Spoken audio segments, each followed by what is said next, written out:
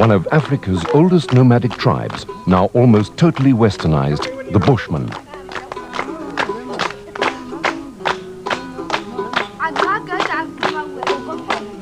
A fascinating nation, a people who have endured a turbulent history of suppression and deprivation.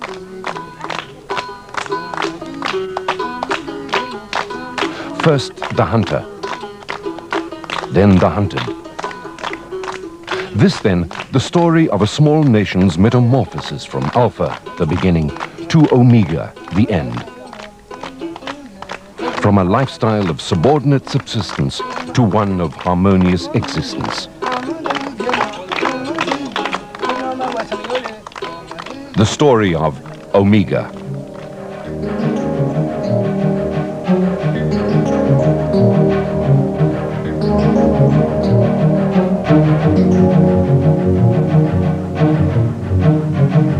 Omega Base, for almost 2 decades, home to the Vasquela and Baraquena Bushmen. Here there are no massive gun posts, no cowering faces. Although this is a military base, there is no reason for anyone to be afraid, because Omega is a sanctuary.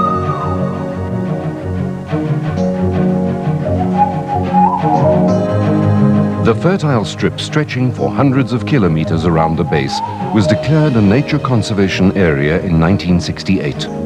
Portentous perhaps, considering the fact that the Bushmen would ultimately locate the area and identify it as a safe area to settle.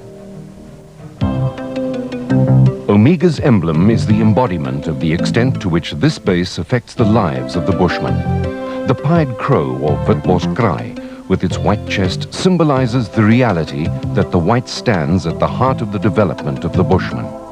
This white heart is embodied in the remaining black of the bird, indicative of the Bushmen in the Western Caprivi. The white background of the emblem further illustrates the overall influence of Western civilization. The Vasquelas and Baraquenas differ vastly from one another, their physical appearances, their dialects. Vasquelas are noticeably shorter and have a mustard complexion. This Bushman is the traditional hunter-gatherer, who has long since disregarded the bow and arrow, synonymous with his existence. The Baraquena, or water Bushman, is much taller with a darker complexion. Essentially, the Baraquena was a subsistence farmer who used to dwell adjacent to rivers and swamps.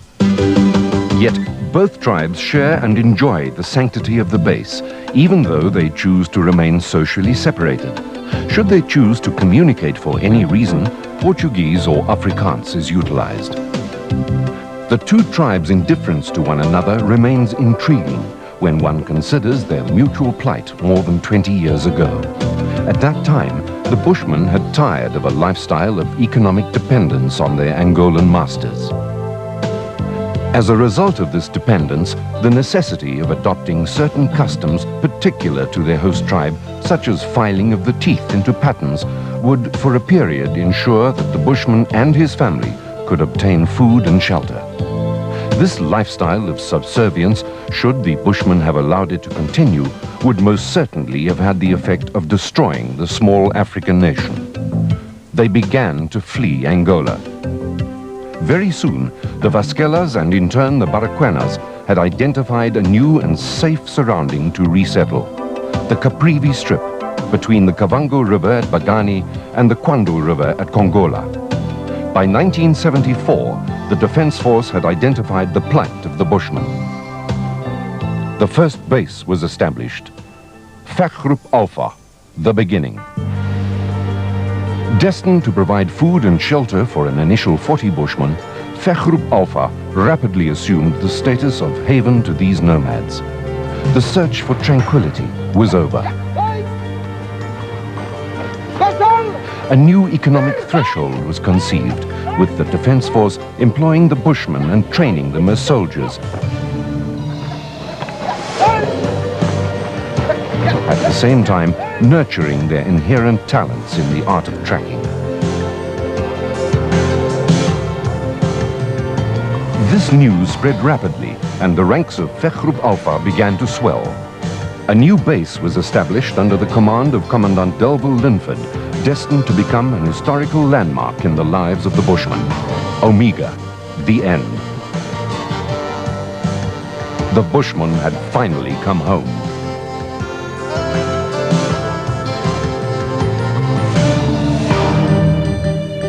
At present, approximately 5,000 Bushmen are located here at Omega, a complete self-contained community, providing housing, medical services, schooling, provisions, as well as a host of communal services. Day-to-day administration of the base is the task of resident permanent and non-permanent members of the Defense Force. They live alongside Bushman families in total harmony. Vasquelas and Baraquenas receive the same remuneration as other members of the territorial forces. It is therefore within the means of the Bushman to purchase his very own locally manufactured house from the Defense Force. The dwellings are called kimbos. Construction is simple, but alterations are readily carried out by the enterprising family man.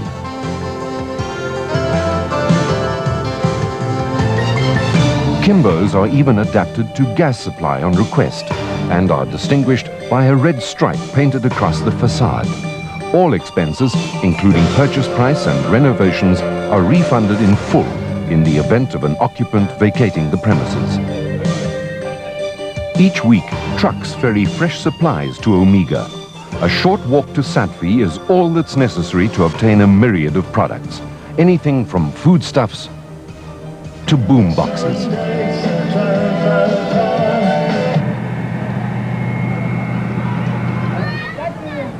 All around the base, there are examples of the westernization of an ancient people. In earlier days, for example, the Bushman would have to endure a tedious process to obtain water from plants in the region. Today, the simple turn of a tap gushes water from a 600,000-litre tank situated in the heart of the base. Our Bushman is a traditionally creative person, and the Adult Education Center provides the wherewithal for the enterprising individual to manufacture a variety of articles, ranging from clothing to traditional instruments.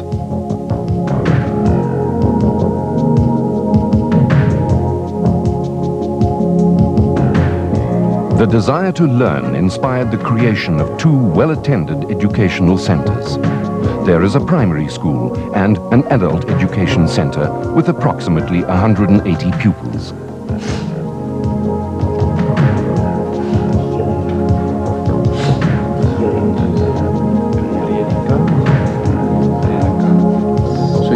Although pupils are predominantly male, the wives of permanent Defense Force members are encouraged to attend classes which are structured to promote socially agreeable activities such as housekeeping, hygiene and cooking.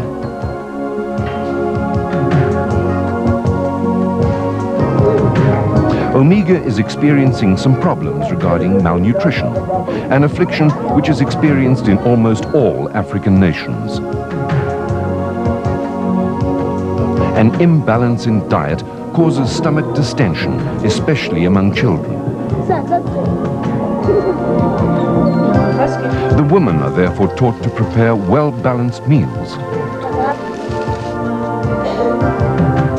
The school presently follows the Cape Province curriculum, and students can progress as far as Standard 7 level.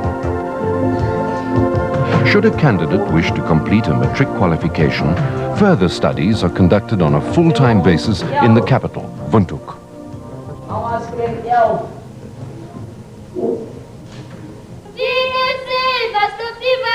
The spiritual requirements of the inhabitants of Omega are also catered for. A large church at the base is shared by all, with 3 services every Sunday. One for the Vasquelas and Baraquenas respectively, and one for the rest of the unit. Bushman lay priests assist with services and ministry work, while active mission work is carried out through the entire Caprivi region. Gospel is administered with the aid of pictures, and part of the Bible has been translated into Bushman dialect. Omega also boasts its very own library, a bank, and a bakery with a difference. Bushman boys between the ages of 12 to 15 are detailed to the development section for juveniles. These youngsters are trained in drill exercises and also carry out routine tasks such as gardening and base maintenance. These activities have proved successful in eradicating delinquency. They also have a desire to excel in whatever they do. And as a result, the Omega Drill Squad marched away with first prize at the 1987 Southwest Africa Cadet Competition. At the ages of 16 to 17, an important selection process takes place to determine the suitability of candidates to be trained for service in the Southwest African Territorial Forces. The recruits' training takes place at a specially constructed camp near Omega, where the standard operational curriculum is implemented. Discipline is strict. The physical training is tough, yet the camaraderie and dedication displayed during training have resulted in the Bushman being regarded as a worthy fellow soldier and a formidable foe. The Bushman, however, has certain specialized natural skills. He is used to tracking wild animals, and as a result, instructors convert these skills to the human element. In return, the Bushman is able to impart important survival methods which enable the soldier to withstand adverse conditions within the operational context. A unit of the Southwest Africa Territory Force is situated at Omega Base.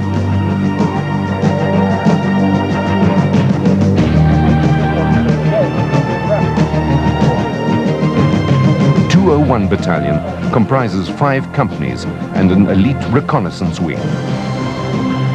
An Omega company has a continuous presence in the operational area of Ovamboland, doing operational service for periods between 6 to 8 weeks at a time, before being replaced by another company, ensuring continuity and preparedness.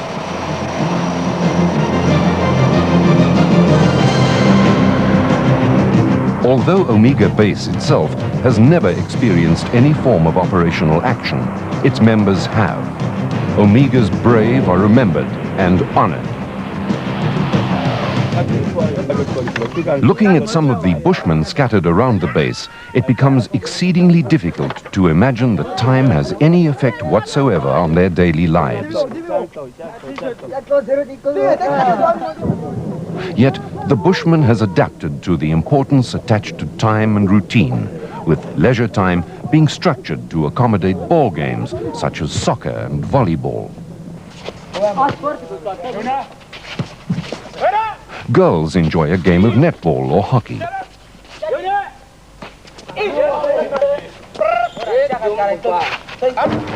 Needless to say, the Bushman excels at marathon running.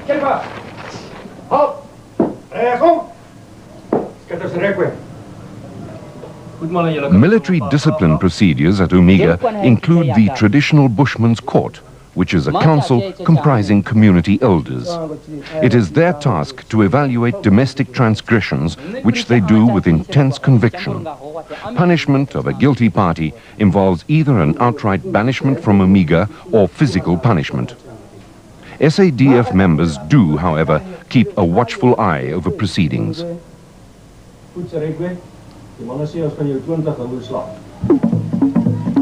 Perhaps the only remaining tradition associated with the Bushman is confined to the peripheral area outside Omega Base. Worshippers loyal to the prophetic churches gather here for up to 3 days at a time.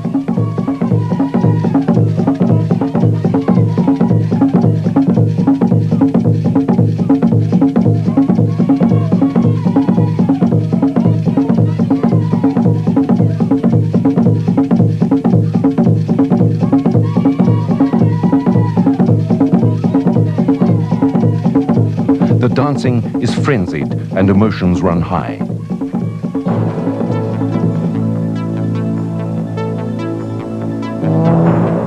It is in these peripheral areas outside Omega Base that friends and relatives, even newcomers, establish themselves.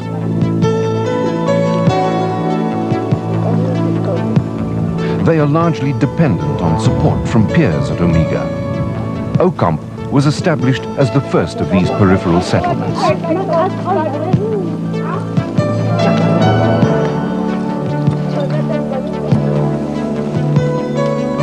Only a handful of the old traditional bushmen can be found here.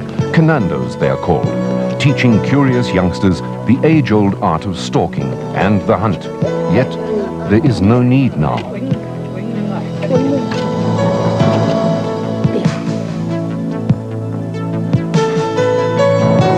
The most poignant example of the bushman's dependence on Omega Base materializes 3 times a day with the ringing of a bell.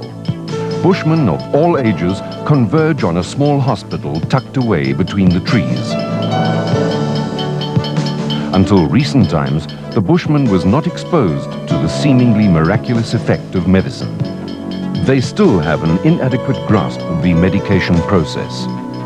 The ringing of the bell is a signal to the bushman. It is a signal to all those under treatment to come to the hospital, so that the chemist and his staff can personally administer to each individual a prescribed dosage of medication. The medication would otherwise be swallowed in one action, or not at all. The gargantuan task of providing a medical service to some 4,500 patients a month is a daunting prospect. Yet, when one considers that a multitude of small clinics are administered throughout the Western Caprivi, the magnitude of this project can be appreciated.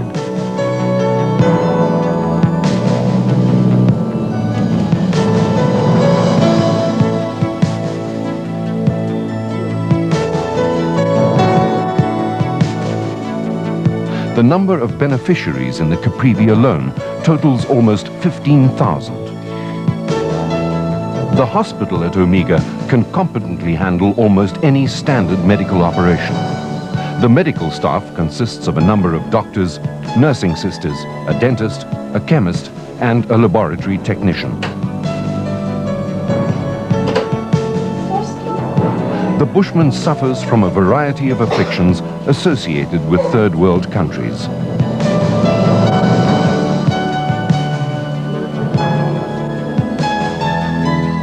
There is a staggering birth rate of 12% at Omega. Yet, the population continues to grow.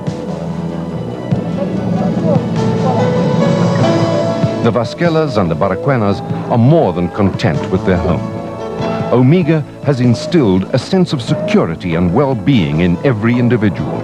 There is no more slavery. No more does the bushman have to exist as a parasite.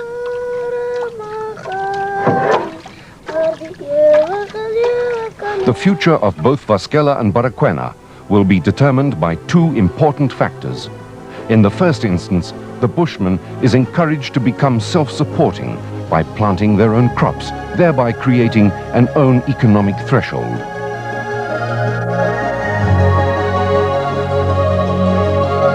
Secondly, the destiny of this nation lies in political awareness of a self-governing structure, grasping the participation of the bushman within the constitutional future of the new Namibia.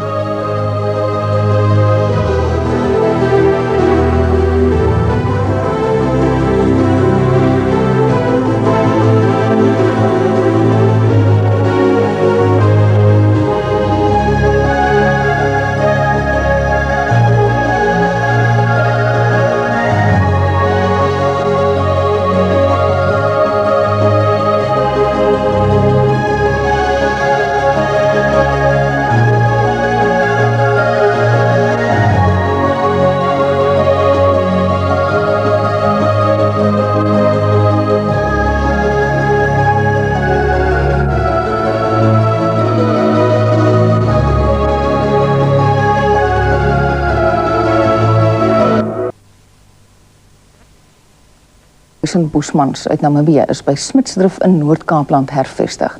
Die hervestiging is as gevolg van 'n onderneming dat Suid-Afrika na Bushman soldate sal omsien nadat die weermag uit Namibië onttrek het. Andries van Zyl en kameraman James Barkhuisen het die bydrae oor die hervestiging saamgestel.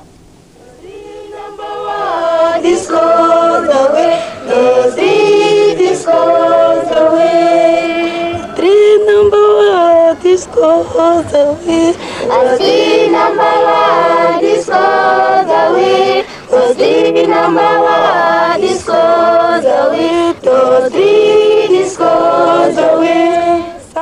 Meer as 2000 kilometer van hulle geboorteland het hulle by die B.J. Foster lughawe buite Kimberley per vliegtuig op Suid-Afrikaanse bodem geland.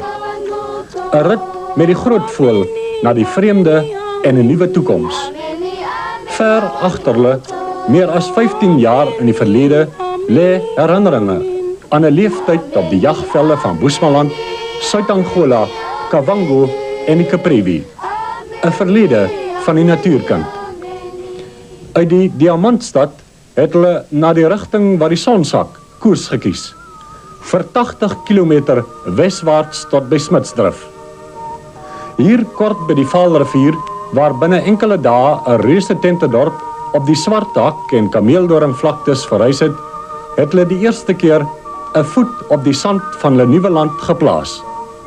Maar is lankal nie meer die onskuldige natuurkinders van die verlede nie, want by Omega in die noorde van Namibië, by Mangetti-duin in Bushmanland en by ander militêre basisse waar Bushman-soldate sedert die middel 70er jare in diens van die weermag was, het hulle tot 'n groot mate verwesters. Die tradisionele stertriem het plek gemaak vir moderne kleredrag. Die pyl en boog van die jagveld is wel na Smitsdrift gebring, maar bloot as deel van die verlede. Ook aan westerse kossoorte het die moderne Bushman met die tyd gewoond geraak. Maar nogtans het 'n paar lote van die tradisionele Cassera-boom, waarvan die blare gekook en geëet word, hulle weg na Smitsdrift gevind. Verby rye en rye tente het hulle dag na dag die nuwe toekoms ingestap. Hulle koms na Smitsdrift was uit vrye wil en 'n oorlewingsstap. 'n Gebrek aan leefruimte, die moontlikheid van grootskaalse werkloosheid en vrese dat hulle in 'n onafhanklike Namibië verdruk sal word, was maar enkele redes waarom hulle besluit het om te verhuis. Hulle sê die plek is nou right by hulle, maar hulle kan nie nou glo om dit terug te gaan. Hulle glo nou die plek te bly. Maar baie mense nou tevrede met die plek. Van Suigeling tot Stokhout het hulle na Suid-Afrika gekom. Die babaseentjie is op 'n maandag by Omega gebore. Die Dinsdag het hy saam met sy moeder by Smitsdrift aangekom. Ongetwyfeld die oudste onder die oudstes. Die jare agter hom weet niemand nie, ook nie hy self nie. Al wat saak maak is dat hy saam met sy mense geluk sal vind in 'n nuwe vaderland. Hulle dink die mense wat hier agtergebly en hulle verlang daai mense wat hier agterbly, hoekom hulle nie gekom het. Dis ding, maar die mense sê die plek is baie mooi van hulle. En hulle verlang nie om terug te gaan nie. Hulle verlang nie so nie. Op die dag van aankoms het alle nuwe intrekkers die eerste van 3 warm maaltye ontvang. En 'n skielike reënbui het die Noord-Kaaplandse hitte versag. Die knapie is effens onkant betrap. Vir die res van die tydperk word droë rantsoene gratis verskaf totdat die Bushmans gevestig is. Deur middel van sy seun wat as tolk opgetree het ons by die hoofman kers opgesteek om te verneem hoe hy oor sy nuwe tuiste voel.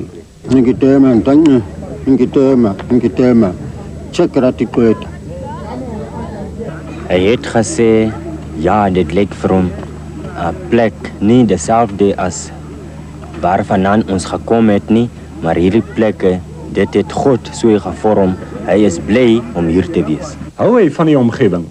Hy sê hy hou van omgewing, want die God het die aarde so gevorm is, hy kan niks verder doen. Hy kan maar hier bly, want hy al besluit en hy al geweet dat die plek is nie dieselfde as waarvandaan ons gekom het nie. Is die vrouens en kinders gelukkig? Hy sê die vrouens is tevrede, want hulle het behandeling van hierdie plek gesien en hulle voel gelukkig hiervoor. Verlang hulle terug na die blyplekke van die verlede? Hy het gesê, hulle is nie verlang daar nie, want hulle kies om hier te kom bly. Hoe moet hulle verlang om daar plek te wees? Hulle is bly om hier te wees.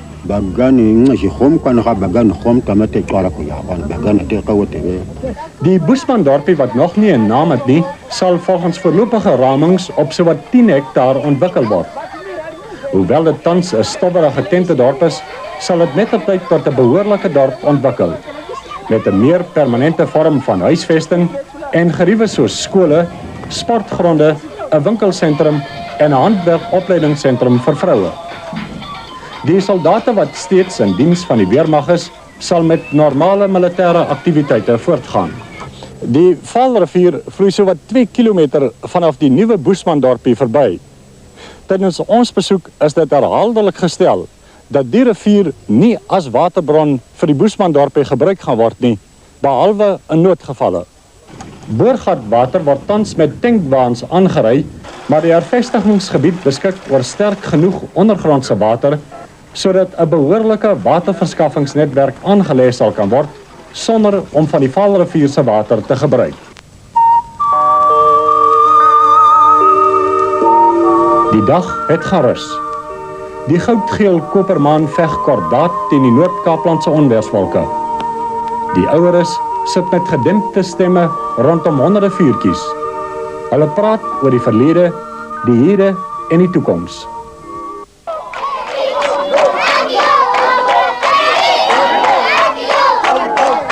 Vir die jong klomp wat die toekoms van die Koen en die Baragwena stamme moet verseker, is dit egter 'n aand van vreugde by 'n nuwe tuiste in die hartjie van die Noord-Kaap.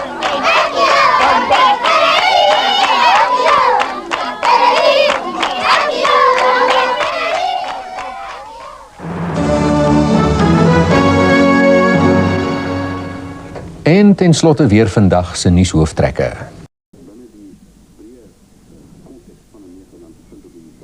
En ons dit gaan aanpak op die stadium is basis as volgs. Eerstens moet daar vanaf die weermagskant die salarisinsitte moet nog steeds inkom wat die soldate aantref. Hulle sal dan die Boesmans wat nie in die militêr is nie, direk betrokke is nie, sal dan uitgeskryf word na die oorspronklike kamp Alpha wat omtrent 1,8 km hier vandaan af is. Daardie mense sal dan goeie behuising gegee word, basiese geriewe en dan werksgeleenthede wat geskep moet word. Ons dink op hierdie stadium in die omgewing van so 200 mense wat werk moet gegee word. En onder andere speel opvoeding 'n belangrike rol. Ons dink in 2 rigtings.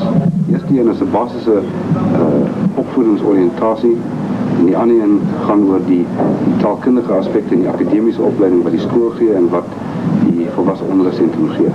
En derdens is daar die belangrikste een en dit is die praktiese opvoeding of onderrig wat moet gegee word om die mense dan soos iemand anders die ander dag genoem het, life scoping skills te leer, dat hulle dan met sekere take binne in die mega konteks kan aangaan. En by Oukamp sal die mense dan net bly, dit sal 'n dormitory suburb wees, hulle sal nog steeds totaal afhanklik wees van 'n mega van die geriewe hierso en van die werksgeleenthede. Om net te begin gesels oor die werksgeleenthede, kan ons miskien die volgende doen. Ons het 'n blanke kontrakteur wat staatskontrakte begin het hierso by ons wat nou suiwer ons werk. Hy het omtrent 20 Boesmans wat nou in diens is by ons. Boonbehalwe dit het ons 'n baksteenwerke wat ook in die omgewing van 20 Boesmans in diens neem op die stadium. Dit word verwag uit die baksteenwerke dat ons inkomste van in die omgewing van R4.000 per maand sal verkry. Boonbehalwe dit is die wassery wat voorheen net 'n diens was, is nou ook 'n ekonomiese projek. Die dienspligtiges wat hier is, se wasgoed word op teen minimale koste gedoen, nominale koste gedoen. En dit betaal dan die salarisse en die kostes van die wassery.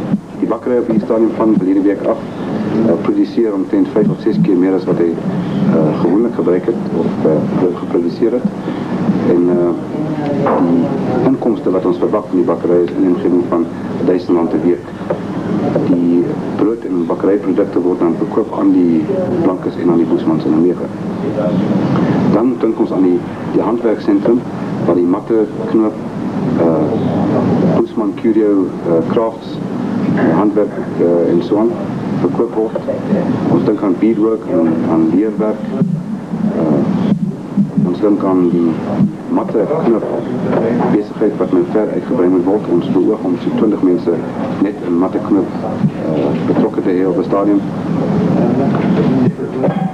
Ons beoog op die ou einde met die handwerksentrum, boonbehalwe die naaldwerksentrum wat dan nog verdere 14 mense in diens neem, om en by so 80 mense werk te gee. En dit moet gesien word dat dit nie die soldate se vroue is nie of die soldate self wat daar gaan werk nie, maar wel die burgerlike mense wat dan as 'n satelliet is van die militêre basis in Mega.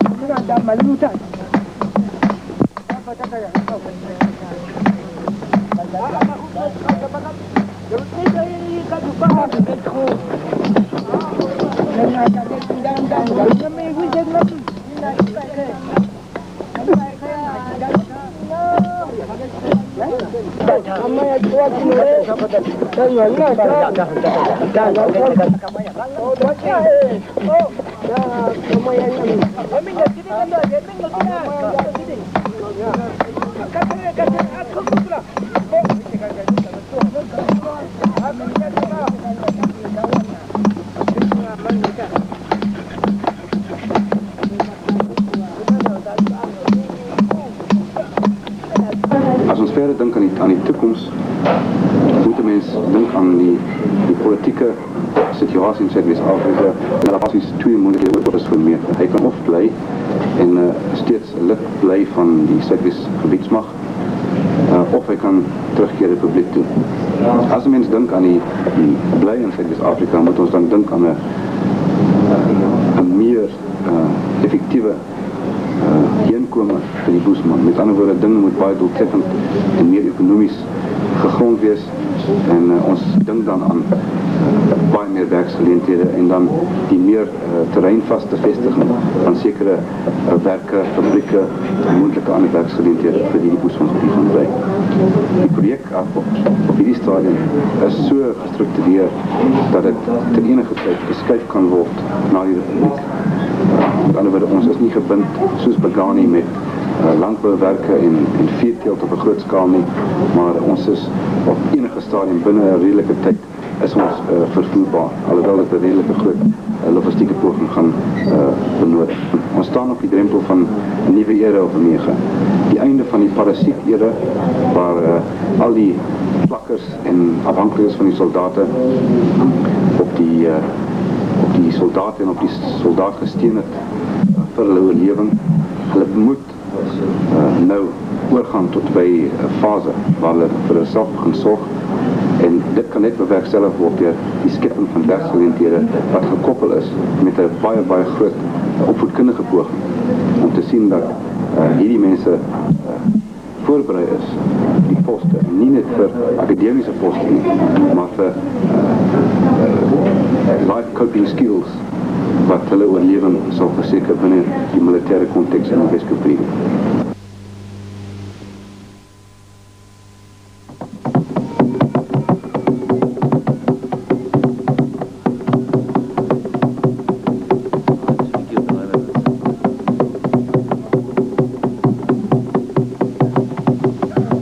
A free man for the first time in 27 years.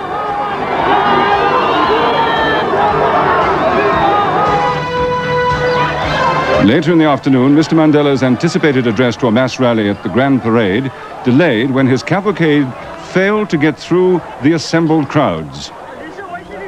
And reaction to Mr. Mandela's release pours in from around the world. South Africa, great celebrations, and I hope they'll go off peaceably, because that then opens the way for peaceful negotiations. A very good evening. Nelson Mandela regained his freedom today after 27 years in custody. The ANC leader, who as the symbol of black aspirations in South Africa became a focus of world attention, was released from the Victor Verster prison near Paarl this afternoon. A huge crowd began gathering in the hot sun outside the prison earlier in the day. The wait ended when Mr. Mandela appeared near the gates at 4:15.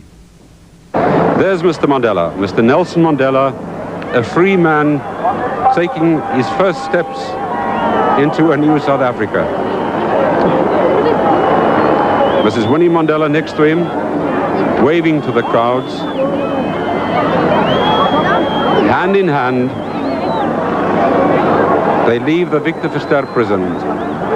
Officials, marshals of the National Reception Committee trying to get the people, and a salute from Mr. Nelson Mandela, his wife Winnie, greeting the people outside the fences of the Victor Verster prison. That is the man who the world has been waiting to see. His first public appearance in nearly 3 decades. 72 years old, walking strongly, step by step, further into freedom. An excited crowd around the car. Mr. Mandela, who made his appearance an hour and 15 minutes later than expected, was immediately surrounded by excited supporters. But he spent only a few minutes with them. Mr. Mandela, who has walked his first steps to freedom into a new South Africa, now on his way to Cape Town. The man who everybody has said, and who will be playing a major part in the future political dispensation in South Africa, together with all the other leaders in the subcontinent. And the crowd tells the story. The cavalcade finding it difficult to get through the crowd. Total jubilation, total excitement. People running alongside the car. Pushing, touching the car. Mr. Mandela finally leaving the Victor Verster prison. His home for the last 14 months. But the planned triumphal arrival of Mr. Mandela in Cape Town turned into chaos, as 500,000 people congregated in Green Market Square waiting for Mr. Mandela to address them. The car which was bringing him into the city took a wrong turning and ended up in front of the City Hall. In the confusion, the cavalcade was unable to get through the crowd, and it was then decided to move the welcome rally to District 6. Unconfirmed reports said Mr. Mandela and his escort had left for District 6, but shortly before we went on air, Mr. Mandela and his wife Winnie were seen trying to get through the crowds to the reception committee waiting at the City Hall.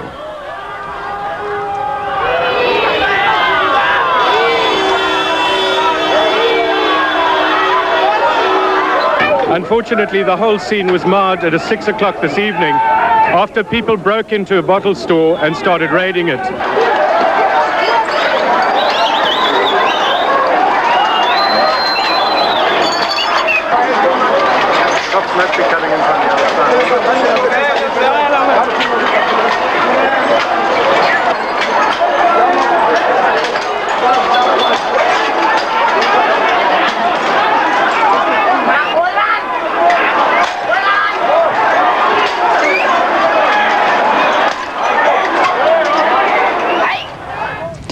The UDF, COSATU and the National Reception Committee have just issued a statement saying that they are disturbed at both the fatal shooting of a young person by police in the Grand Parade in Cape Town and at reports of violence and looting by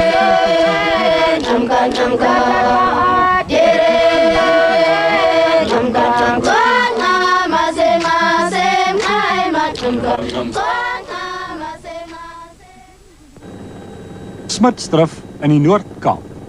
Vir die San-bevolking, oftewel die Bushmans van Namibië, die beloofde land.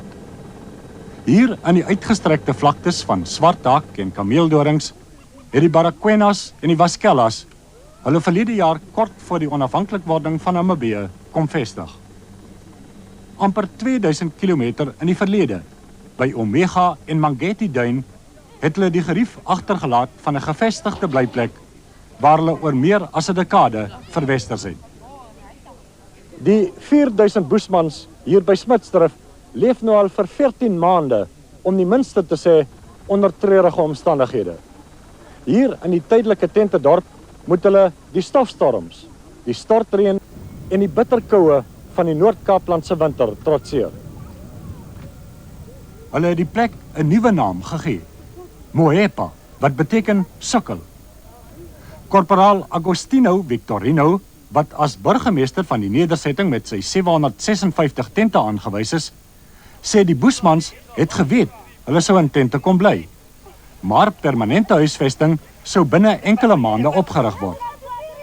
Daarvan het nog niks gekom nie. Sy mense kry bitterkoud met temperature wat tot 13 grade onder vriespunt daal.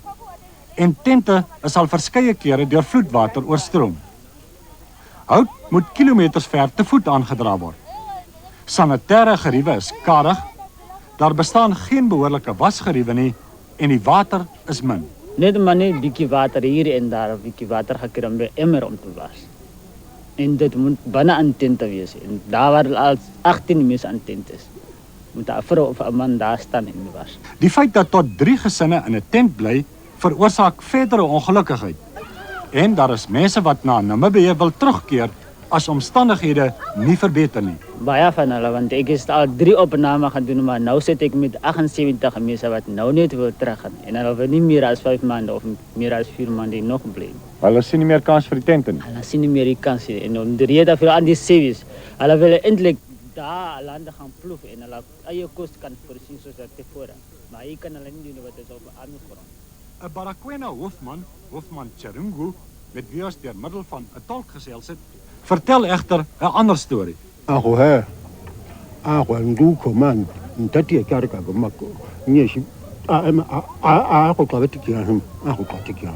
Hy sê ons is gelukkig en ons is tevrede. Hy stem nogtans saam dat sy mense 'n beter leefwyse as tente verkies. Hy sê ander mense verwag as hulle baie lank gaan hier bly. Dit hoop hulle dat hulle gaan by 'n beter plek bly. Aan die positiewe kant is daar wel enkele permanente strukture by die nedersetting opgerig, waaronder 'n groot weermag winkelkompleks en 'n goed ingerigte mediese kliniek en basishospitaal. 'n Waternetwerk, ook vir ablusiegeriewe, word tans aangelê. Die skool- en voorskoolse kompleks, wat meer as 700 kinders huisves, bestaan egter sedert April verlede jaar reeds uit tente. In die tydperk moes die skool al dikwels weens wind, reën en koue vroegdag gesluit word. Dat die Bushmans by Smitsdrift onder moeilike omstandighede leef, is gewis. Ons wou by die bevelvoerder van die Kommandement Noord-Kaap, Brigadier Vos, benadeel weet waarom daar na soveel maande nog nie aan die mense se verwagtinge voldoen is met die skep van permanente geriewe nie. Die ontwikkeling van 'n projek soos die nedersetting te Smitsdrift is direk afhanklik van beskikbare fondse. Verder moet beplanning oor 'n lang tydperk gedoen en gefinaliseer word. Die weermag het in samewerking met Departement Openbare Werke en Grondsake die beplanning nou basies gefinaliseer. Dit moet nog voorgelê word vir bekragtiging en ons hoop dat ons eersdaags sal kan begin met die ontwikkeling van die nedersetting.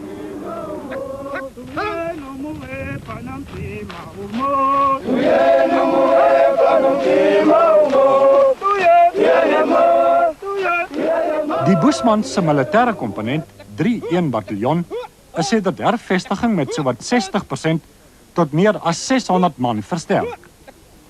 In die Noord-Kaap word egter bespiegel dat die bataljon kunsmatig in stand gehou word om grootskaalse werkloosheid onder die Bushmans te voorkom. Nee, beslis nie. Die doel van 3-1 bataljon is die suksesvolle voer van platlandse teenagentsie operasies. Ons is juist tans ontplooi op die grens tussen die Noord-Kaap en Botswana in 'n grensbeskermingsrol wat met groot sukses uitgevoer word. Manskappe van die bataljon word teen die Botswana-grens in Noord-Kaapland aangewend om 'n gebied van bykans 500 km te patrolleer. Die taak wat voorheen deur ander weermageenhede verrig is nou permanent aan die Bushmans opgedra. Weens die uitgestrektheid van die gebied is Bushmans nou ook as berede soldate opgelei om die taak van grensbeskerming te vergemaklik en meer doeltreffend te kan uitvoer. Dit is ook so dat die eenheid oor 'n besondere militêre vermoë beskik wat oor jare opgedoen is en dit sal beslis nie vir die skyn aangewend word nie. Terwyl die weke en maande by Smitsdrift kom en gaan, word daar rondom die Bushmans in die Noord-Kaap 'n stortvloed van beskuldigings na hulle en die weermag geslinger. Smitsdrift en sy omliggende omgewing is 'n wild- en jagparadys. En nou beweer sommige boere, soos meneer Henny Faber, wie se plaas Badfontein aan Smitsdrift grens, dat die Bushmans hulle wild in draadstrikke vang en hulle plase op groot skaal betree. Hulle het al 3 kudu's hier gevang in draadstrikke, En onder andere het 'n skaap van my ook in 'n draadstryk beland. So haal hulle by my byneste uit en in die geval van die byneste wat hulle uithaal, laat hulle baie kere van my hekke oop lê. My skaap loop deur mekaar. Nog 'n boer, meneer Johan Jordaan van die huurplaas Geduld, wat ook aan Smitsdrift grens, sê hy het groot probleme met die Boesmans. Ek het 3 gevalle van betreding by die polisie aangemeld. Hierdie was die 3de. Die Boesmans het hier 'n gat ingegrawe om heuning uit te haal. Hulle het skuins ingewerk en van die rotse en klip en sand het in die gat geval. Op hierdie stadium is die gat onbruikbaar. Ek het 'n kudu vers gekry wat deur 'n draadstryk doodgewrig was. Ek het foto's daarvan geneem. Die voorval het ek ook by die polisie, sowel as by die militêre polisie, aangemeld begin Januarie vanjaar. En op hierdie stadium het ek nog niks daarvan gehoor nie. Ons wou tromp op van die boere weet. Wie sê, dis die Boesmans wat vir die oortredings verantwoordelik is en nie ander mense nie. Voordat die Boesmans te Smitsdrift gevestig is, het ons nooit probleme gehad met enige veediefstal of draadstrikke wat gestel is in my veld nie. Ons het op verskillende plekke op die plaas spore gekry tot aan die Smitsdrift grond gevolg het. Daar was inderdaad ook 'n Boesman spoorsnyer by geleentheid by. Daarna het ek met die tweede in bevel van die eenheid gepraat wat vir my gesê het dat hulle jammer is dat die Boesmans betree, maar dat hulle sukkel om beheer oor hulle uit te oefen. Brigadier Vos Benadi sê in sy reaksie op die boere se beskuldigings, daar moet onderskeid getref word tussen beweringe en werklike voorvalle. Ek sê dit omdat ek die boere versoek het om enige klagtes formeel te kom rapporteer. Oor die afgelope jaar het ons 4 insidente gehad wat formeel gerapporteer is by die Suid-Afrikaanse polisie waarvan ons 2 suksesvol opgelos het. Ons het te maak hier met 'n groot gemeenskap en is dit baie moeilik om 100% verantwoording te doen vir elke persoon se beweging. Waar ons te doen het, mense kom onreëlmatighede voor soos in die res van die bevolking en moet ons reageer en ondersoek instel na sodanige insidente. Met die hervestiging verlede jaar het die weermag gesê die Boesmans bring hulle pyl en boë as aandenking saam en nie om te kom jag nie. Langs die Vaalrivier wat die suid- en suidoostelike grens van die nedersetting vorm, word daar nou beweer dat die Boesmans wel op Smitsdrift jag. Die Noord-Kaap het oor die afgelope aantal jare baie probleme ten opsigte van onwettige jag, die stel van strikke en wippe. Om hierdie probleem te bekamp hier onder die Boesman bevolking het ons 15 veldwagters opgelei wat deur middel van perde die gebied patrolleer en waar strikke en wippe voorkom dit op te ruim.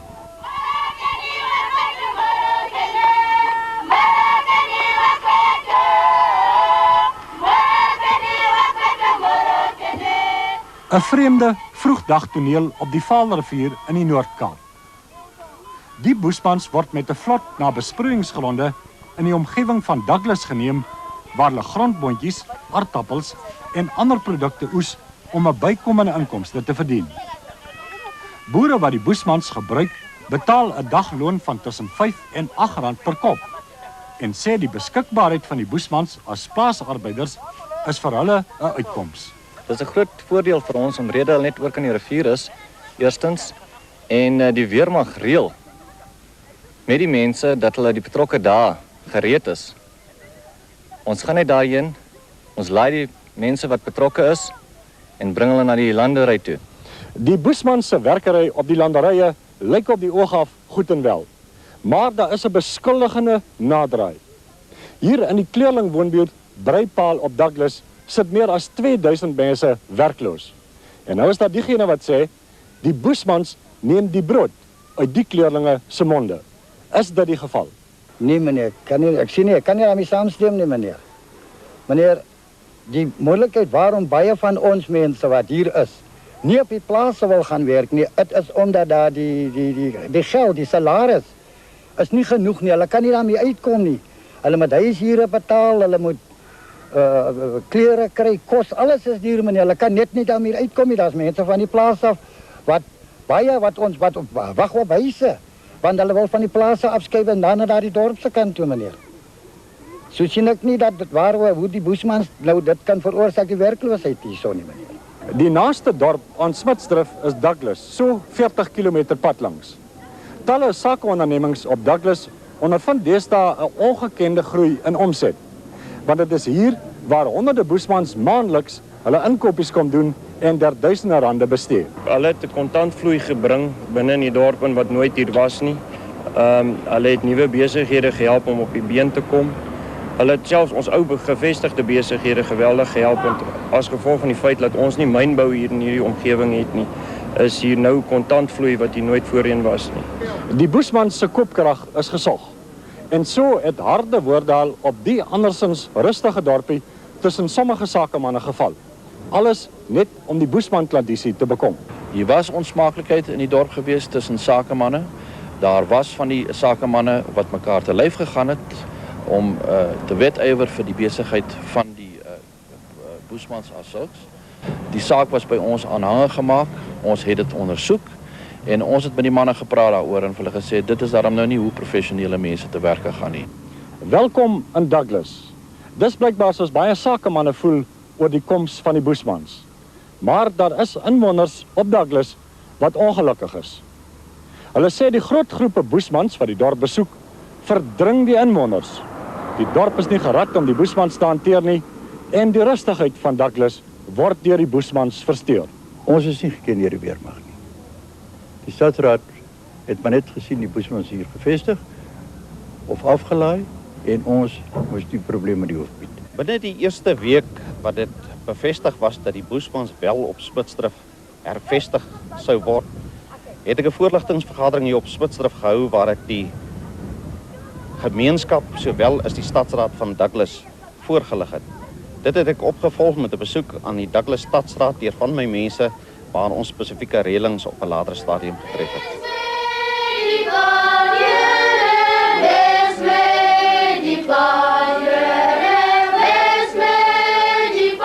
Sterftes en geboortes in die Bushman nedersetting het ook reeds in die Noord-Kaap onder skot gekom. 'n Bevolkingsontploffing word gevrees en daar word beweer dat amper 500 kinders die afgelope jaar gebore is. Kommandant Skols van Wyk sê slegs 144 kinders is gebore. Die weermag het ook gereageer op beweringe in koerantberigte dat die 4000 Bushmans permanent na Namibië wil teruggaan. Volgens my wete is daar nog nie Bushmans permanent terug na Suidwes nie. Wat wel gebeur het is dat van die Bushmans al gaan kuier het in Suidwes wat ek dink 'n baie natuurlike reaksie is. Die kwessie oor die 4000 wat sodanig sou wou terugkeer is van alle waarheid ontbloot. Ek voer gedurig gesprekke met die verteenwoordigers van die bevolking en hulle het nog geensins vir my 'n aanduiding gegee dat die totale bevolking wou terugkeer na Namibië nie. In die Noord-Kaap word intussen gewonder of die permanente Bushman nedersetting wat die weermag beoog verskuif gaan word. Of gaan die Bushmans hier waar hulle nou is wortel skiet soos die katolloboom wat hulle uit Namibië saamgebring het. Volgens al ons beplanning gaan die nedersetting net hierso bly. Hy gaan nie verskuif na enige ander deel van Smitsdrift of na enige ander plek elders in die land nie. Die omstredenheid rondom die Bushmans by Smitsdrift het intussen ook na 'n groep Tswanas uitgebrei wat in die laat 60er jare hiervandaan na die Kuruman-omgewing verskuif is. Die Society for Settlement of Tswanas sê 'n groot groep van die hervestigde Tswanas dring nou daarop aan om na Smitsdrift terug te keer. We want to move, negotiate with the government peacefully and he must give us the green light to get us back to Smitsdrift peacefully. We don't want to be squatters there, like the Bushmen. The Bushmen, in fact, for instance, the Bushmen are squatters because they don't belong to Smitsdrift. Dit is so dat die Tswanas in die 60er jare gevestig was hier op Smitsdrift en as gevolg van die regering se beleid in die 60er jare hervestig is. Die terugkeer van die Tswanas na Smitsdrift toe is egter 'n politieke aangeleentheid wat nie op my vlak is. Wat ek egter vir u wil sê is dat die Bushmans beset net 'n baie klein gedeelte van Smitsdrift en word Smitsdrift in sy groter geheel gebruik as 'n militêre opleidingsterrein.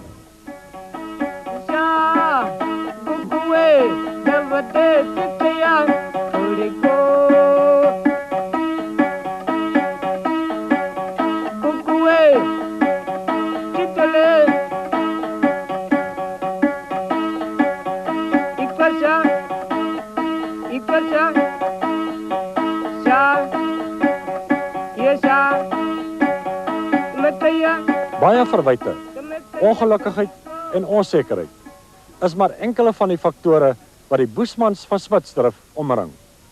En 'n mens kan met reg die vraag stel: wat is die oplossing om vir almal 'n gelukkige samesyn te bewerkstellig?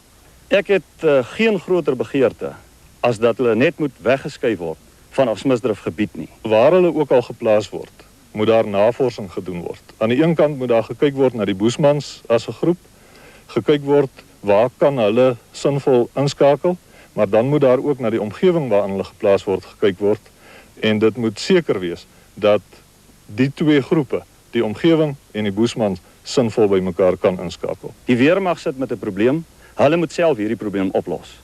Ek het baie ander probleme. Ek het probleme van rooi katte, ek het probleme van jakkalse. Dit is my probleme. Ek is bereid om hierdie probleme op te los. Die Boesmans is nou hier op Smitsdrift om hier te bly. En glo ek dat ons alle toekomstige ontwikkeling volgens 'n bepaalde strategie moet beplan. Hierdie strategie moet die Sanbevolking se behoeftes, die plaaslike gemeenskap, die plaaslike omstandighede, die behoeftes van die weermag as ook die behoeftes van ander staatsdepartemente insluit. Ek voorsien ook dan dat die bestuur en die verantwoordelikhede van die gemeenskap en die nedersetting stelselmatig vanaf die weermag na die burgerlike sektor sowel as na ander betrokke staatsdepartemente oorgedra moet word.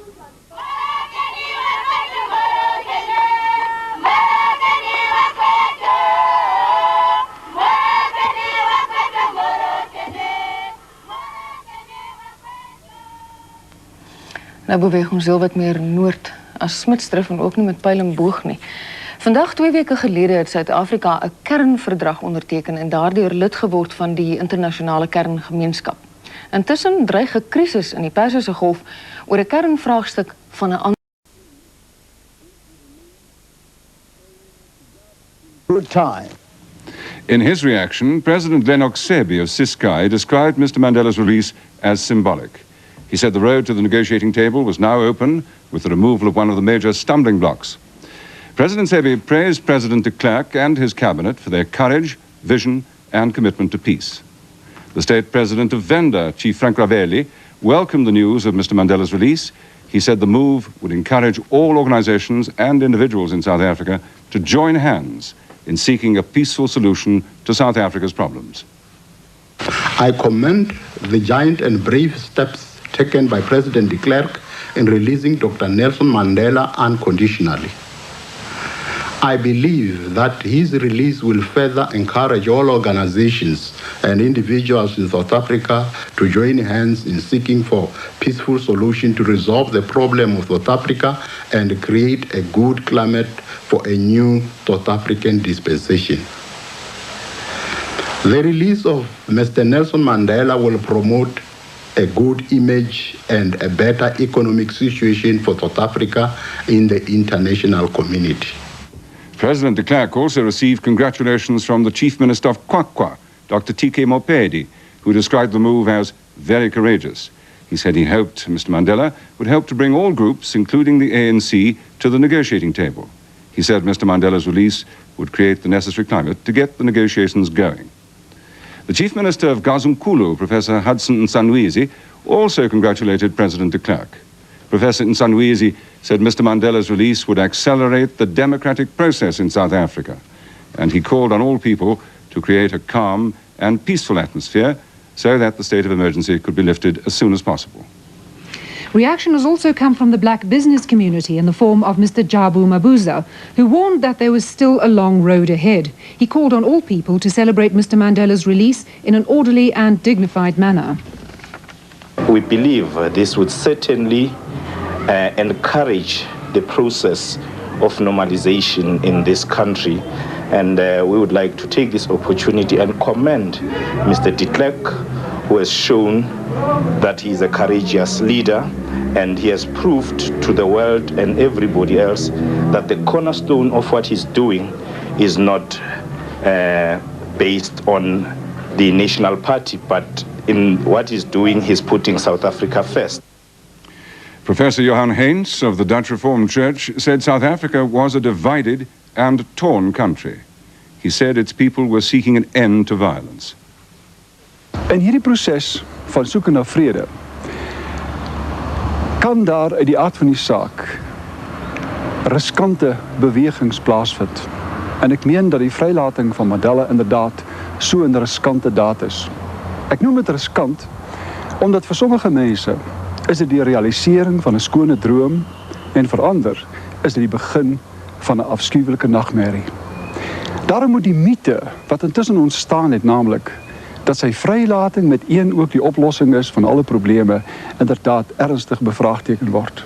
Waarvoor ons nou staan, is die nuwe fase van groot verantwoordelikheid, wat rus nie net op die skouers van meneer Mandela nie, maar ook op die skouers van al die inwoners van hierdie land. Ons sal moet besef dat ons voor 'n buitengewone moeilike fase in ons geskiedenis te staan gekom het. We still have more to come on Mr. Mandela's release, including, we hope, extracts from his speech delivered in Cape Town. So after the break, we'll be bringing you reaction from Britain.